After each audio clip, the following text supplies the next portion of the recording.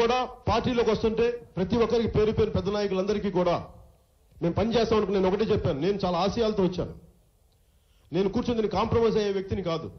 ఎందుకంటే అందరూ రాజకీయ నాయకులు కాంప్రమైజ్ అయిపోయి పవర్ ప్లే అడ్డాకు వచ్చారు. పవన్ కళ్యాణ్ కానీ జనసేన పార్టీ కానీ నేను అలాంటి ఉద్దేశాలతో రాలి. ఏదో ఒక మార్పు, ఒక బలమైన మార్పు తీసుకురావాలి, పెను మార్పులు తీసుకురావాలి మన సమాజంలో. బాధ్యత కూడిన ప్రభుత్వాలను రావాలి, వాటికి అనుగుణంగా కృషి చేయాలి. అందుకు వచ్చిన జనసేన పార్టీ. అలాగే జనసేన నాయకులు ఎవరు వస్తున్నారు నేనేం చెప్తున్నానంటే, నేను ఏ ఒక్కరికి కూడా నేను చెప్పాను, ఎవరన్నా మనస్ఫూర్తిగా వస్తారు మీరు మనస్ఫూర్తిగా పార్టీలోకి రండి, కానీ సీట్లు ఆశించి అయితే నా దగ్గరికి రావద్దు. ఎందుకంటే నాకు ప్రతి ఒక్కరిలో నచ్చింది ఏంటంటే, మేము సీట్లేం ఆశించలేదు, మేము కూడా విసిగిపోయాం, మేము అలసిపోయాం, మేము మీకు అండగా ఉంటాం, పార్టీ కోసం పనిచేస్తాం, ఏదో చాలా సామాజిక మార్పు కోసం మేము వచ్చాం, కానీ జరగలేదు.